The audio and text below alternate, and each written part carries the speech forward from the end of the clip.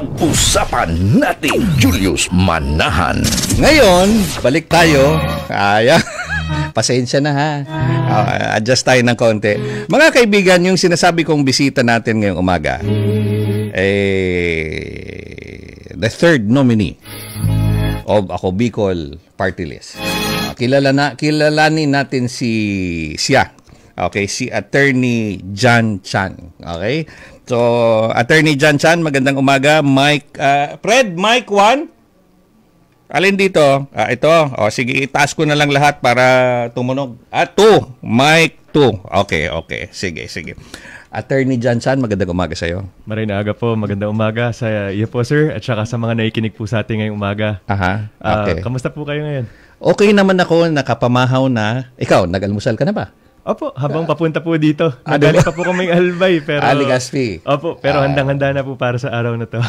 Okay. So, kung hindi nyo na itatanong, si Attorney John Chan ay recently siya po ang in-announce o dineklara na third nominee ng Ako Bicol Party List. So, tamang-tama, meron tayong campaign rally mamayang gabi sa Sorsogon Sports Arena. Doon nyo po makikilala si Attorney John Chan ng buong buo. Diba? So, Attorney, paano ka po napili bilang third nominee sa Ako Bicol Party List? Opo. Ako po ay matagal na rin pong kasama na Ako Bicol. Okay. Nag-research po para sa mga polisiya nila. Okay. At tumutulong po sa pagdadraft ng mga batas po nila na ipinapasa sa Kongreso. Pero noon pa man, bata pa man ako, nakikita ko na rin po yung mga ginagawa na Ako Bicol para po sa bayan natin. Dahil yung tatay ko po, Bicolano, at saka tumutulong din po sa mga gawain po ng Ako Bicol. I understand your father is from Rapu-Rapu, Albay? Yes po. Bicolano. Albay po kami. Yung mother nyo naman po? Sa Cagayan naman po. Cagayan. Paano sila nagkakilala? Alam ko sa law school po sila nagkakilala ng magulang ko. Attorney, how do you feel na kayo po ang napili ng Ako Bicol Party List to be the third nominee next to Kong Saldico, and Kong Pido Garbin? Opo, actually sir, natutuwa po ako na napili po ako bilang third nominee. Dahil yung mga advokasya ko po, tulad po ng sa renewable energy, sa clean technology, at saka sa environmental law po, ay sa tingin ko ay nag-a-align po to talaga sa core mission po ng Ako Bicol. Okay. Dahil meron po tayong tabang sa kapalibutan, yung mga ganung mga projects po natin sa Ako Bicol, at tumutulong po tayo sa mga environment at saka po sa mga projects para sa pangkalikasan. Kaya natutuwa po ako dahil paraan din po to para mas mapalakas palalo yung mga proyekto at mga polisiya ng Ako Bicol. At syempre po excited din po ako dahil po sa nakikita po natin sa ranking ngayon ng Ako Bicol po ay tumataas. Yes. Oo. Opo, nakikita po natin na posibleng paupo po tayo ng 3 o tulong nominado. Anong rating natin ngayon? Number 1 tayo sa Albay, di ba? Okay, and overall, more or less, number 3, number 4. Galing, no? Opo. Ano po yung nakita nyo aside from yung sinabi nyo na ano pa po ang nakita nyo sa Ako Bicol Party List at napapayag kayo na maging third nominee? Opo, yung nakikita ko po palagi sa Ako Bicol ay syempre yung sa pamumuno po nila Kong Zaldico, sila Kong Pido, at saka si Kong Jill Bongalon. Okay. Nakikita ko po syempre nakaka-inspire po yung style po nila ng governance at saka ng pagsasabatas po ng mga pangangailangan ng mga Bicolano. Dahil nakikita po natin na sila po ay padagos na nagdadangog po sa mga pangangailangan o hinaing po ng mga kababayan po natin Bicolano. In a way, siguro, nung nagsimula yung Ako Bicol Party List, batang-bata pa kayo? Opo, actually 2006. So bale mga ano pa lang po ako noon. 2000. Ibig sabihin, kung kukumpitin ko ngayon, 34 years old lang kayo? Opo, actually. Galing ko manghula, no? Sir, bago tayo tumuloy sa mga iba pang tanong na may maalala tayo, may nagtatanong kanina kasi ano daw ba si Kong Jan? Kasi kahit papaano na ilabas na yung mukha nyo sa social media.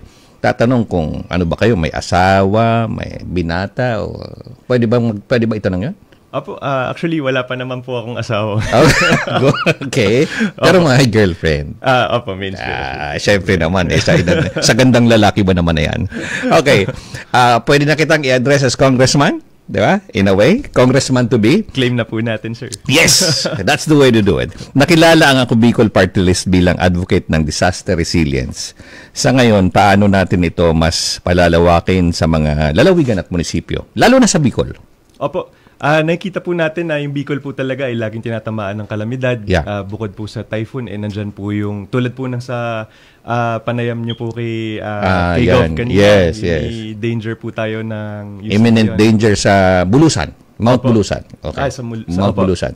Kaya ngayon, syempre nakikita po natin yung importansya po na meron tayong appropriate na disaster response po dito sa bayan natin. So, para po sa Ako Bicol, nagsimula po tayo noong 2006 as response to Typhoon Reming. Yeah. Okay. Na nakita po natin na yun nga po sa bayan po natin, sa rehiyon po natin ay talagang nangangailangan po ng magandang response at saka maganda pong mga post-calamity na mga activities at saka mga rehabilitation na mga projects para po makatulong pong Evacuation sites, di ba? yes Something po, like that. yung mga evacuation sites, sir. Kalimitan sa mga evacuees tuwing may bagyo o anumang kalamidad ay nagsisiksikan. Ito na yung sinasabi ko sa mga paaralan. May plano po ba ang Ako Bicol Party List na makapagpatayo ng mga modernong evacuation centers? Opo, sir. Actually, isinusulong din po ni Congressman Zaldico po na magkaroon po ng mga particular or specific po na mga evacuation center sa mga iba't ibang lugar po dito sa Bicol. Okay. So, sinusulong niya po ang batas na magkaroon po ng ganito dahil nakita po natin na kunyari sa paaralan, nagagamit po to tuwing kalamidad na evacuation site. Okay. Yung mahirap po dito ay bukod sa mahihirapan po yung mga evacuees natin dahil walang appropriate facilities dito. Ang mahirap din po ay sa mga estudyante naman po natin, sir. Matitigil yung school. Yes po. Hindi po sila makakabalik sa school. Minsan buwan pa bago po makabalik o ilang linggo. Okay. Kaya maganda rin po yung isinusulong po na ito na batas ni Kong Zaldi. Good. Maraming nagiging issue sa mga ayuda. Di ba? Kong, okay. Kagaya ng AKAP, yung AIX, yung TUPAD at iba pa. Ano po ang nakikitang paraan ng Ako Bicol Party List upang maibigay ang naturang ayuda sa talagang mga nangangailangan? Opo. Sa puntong yan. Ngayon po ay talagang nakikita natin yung pangangailangan po na linisin po talaga yung mga listahan, mga benepisyaryo. Kasi syempre gusto po natin tiyakin na wala pong makakasingit na mga hindi po dapat makatanggap naman talaga ng benefits. Okay. So ang isa pong ina-advocate din po ni Kong Jill Bongalon ay digitization po ng ng pagbibigay ng ayuda. Dahil sa pamamagitan po ng digitization ay mas mababantayan po natin kung sino po talaga yung mga entitled po talaga na makatanggap po ng mga ayuda mula kasi sa ayaw natin at sa gusto, magtutuloy-tuloy itong ayudang to. Diba? Opo. Dahil nakita po natin na syempre while gusto po natin yung mga pangmatagalan din na solusyon ay meron pong immediate na mga pangangailangan din po yung mga yung ngayon. Sa sakaling 3 upuan ang makuha ng Ako Bicol Party List at during this election, itong midterm election, ano ang may nakalaan bang pondo sa gobyerno ay para sa isang party list lang o sa 3 kinatawan ng partido? Ano po yung setup niyan? Actually, yung gusto ko po klaruhin ay pag nakapagpaupo po ng 3 nominado po yung Ako Bicol o isang party list ay yung pondo po ay hindi naman po maalat sa buong party list or kaya sa 3 nominado. Pero ang importanteng tutukan po natin dito or matutunan po tungkol dito ay 3 pong mga representante po ng Bicol ang makakapagpaupo, ay makakaupo. At may 3 po tayong pares ng kamay na makakatulong po na madala yung hinaing po, yung mga pangailangan ng mga Bicolano sa national level. Compared sa isa, compared sa 2, compared sa mas maganda yung 3. If I can recall, ilang beses ba nagkaroon ng 3 nominee ang Ako Bicol? Mga 2 term, no? Tapos sunod 2 na lang. Okay. So ngayon, baka malamang, ito na yung time para maging 3 ulit. Okay. Sa mga nakalipas na 15 taon, ano ang nagbago sa Ako Bicol Party List pagdating sa serbisyo publiko? Opo. Nung tulad po na nabanggit ko kanina, nung simula ng Ako Bicol as SOS Bicol, syempre ang focus natin ay disaster response. Pero nakita natin na over the course of 15 years po na lumawak po yung mga talagang ina-address at saka tinututukan po ng Ako Bicol na bukod po sa disaster resilience, disaster response, nakikita po natin ang edukasyon. Yes. May tabang po sa komunidad tulad ng Tarabangan Caravan. Yan. Meron po tayong mga tulong sa kalusugan na nagpapatayo po tayo ng mga super health centers o kaya naman yung Bicol Regional Hospital and Medical Center. Yun. Bagong project yun. Nasa Legazpi yan, di ba? Sa pagkakaalam nyo po, kailan ito matatapos yung bagong malaking ospital dyan na world class sa Legazpi? Sa ngayon, alam ko po nasa 2027 or 2028. Maganda yan.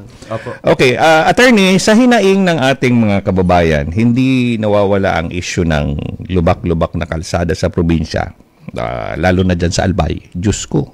Okay. O sa National Highway, ewan ko kung nadaanan nyo yun, yung Ginubatan to Ligao. Terrible, ang daming traffic, matindi ang traffic. Ano ang magagawa ng Ako Bicol Party List dito? Opo, yun po ang Ako Bicol Party List. Yun nga po, over the course of 15 years, ay napalakas po natin yung pakikipag-ugnayan natin sa iba't ibang mga national agencies. Okay. So, para po mas maayos natin yung mga kalsada, mas maganda pong matutukan natin yung DPWH mas mabigyan po nila pansin yung mga national highways natin na kailangan po ng atensyon. Yes.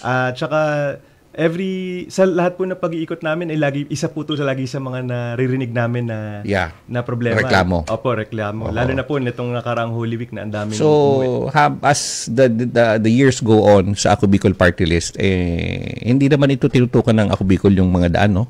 Hindi naman sila ngayon lang talaga. So nag-i-evolve tayo sa priorities, something like that. Ano naman, parte rin po talaga, lalo na po nung nakaupo po si Kong Zaldico as yung sa appropriations, ay tinutukan din po talaga na yung mga pondo ay mas mapaglaan, mailaan po sa importante kasi yung pondo Opo, yun po talaga. Okay. At saka importante din po yung maintenance. Kaya kahit mapaayos natin, dapat po ay pangalagaan pa rin yung mga Sa mga nakikinig po sa Bulan Sorsogon sa New Gen FM at dito sa Pasaligaya Radio, ang kausap po natin ay si Attorney Jan Chan, third nominee ng Ako Bicol Party List. Attorney, saang bahagi ng balota matatagpuan ang pangalan at ang numerong 131 ng Ako Bicol Party List? Kasi alam ko, ang mga Bicolano, boboto pa rin sa Bicolano. Sa Kapo Bicolano, Ako Bicol Party List. Saan po? How do we vote? Kasi ang alam ko dapat isa lang ang buboto, di ba? Opo. Yes, Attorney. Actually, tama po sir. Based sa COMELEC rules, ay dapat po isa lang po yung shadean sa party list. Dahil kung more than one po, wala invalidate. Yun ang nalaman ko kay Attorney, kay Kong Pido, na maraming nasasayang na boto. Kasi yung iba, nagsishade, hindi lang isa. Kala nila 2 o 3. So wala na. Zero na yon. So, let's hope na maiwasan natin dito ngayon, Attorney. Opo. Okay, so ang gagawin, pagkatapos bumoto sa senador, sa mga local officials, sa likod ng balota. Sa likod po ng balota, opo. Sa kanang bahagi. Wag na sila magdalawang isip. Dumiretso na, hanapin nila yung 131. Opo, diretso na po. I-shade na. Yung bilog sa tabi ng 131. Hindi naman bilog yun, itlog yun. Itlog pala. Joke lang. Okay. Attorney Jan Chan, let's take the opportunity na makapagbigay kayo ng mensahe sa ating mga kababayan na nakikinig ngayon sa 2 istasyon at nanonood sa Facebook Live. Please go ahead. Opo, sa mga nakikinig po sa atin ngayon sa Facebook Live at saka mga nakikinig po over the radio, niyayaya ko po kayo ngayon na samahan po kami mamaya sa Sorsogon Sports Arena para makita nyo naman po yung Ako Bicol, may share po namin yung advocacy. At saka syempre makita nyo po si Jericho Rosales. So, yun po, sana po patuloy po yung suporta nyo po sa Ako Bicol at kami naman po ay patuloy din po ang suporta po sa inyong lahat. Sa tingin ko po, Attorney, mamayang gabi, hindi lang si Jericho Rosales ang aabangan. Okay, may meron din pong yung RP and the multivitamin. Wala pong nag-offer sa inyo na na mag-showbiz nung panahon? Nung bata po. Ay, joke lang. Okay, sir. So, kung wala na po kayong nakalimutan, wala na tayong concern na baka ba gusto kayong meron pang issue na pwede natin pag-usapan bago tayo magpaalam?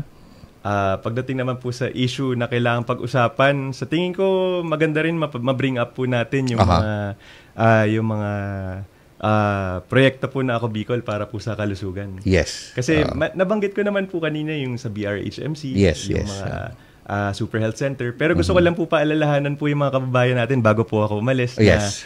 na yung mga pangangailangan po natin, tulad po ng sa pagpapagamot sa mga public hospital, tandaan nyo po na meron pong zero billing policy po ng Ako Bicol. Galing. So, yung mga ganitong proyekto po ay wag po tayo mahihiyang lumapit dahil po nandyan po yan para sa inyo. At meron po tayo mga barangay coordinators po sa mga bawat lugar para kayo po ay mas madaling makarating po at saka mas madali pong ilapit po yung pangangailangan nyo po sa Ako Bicol.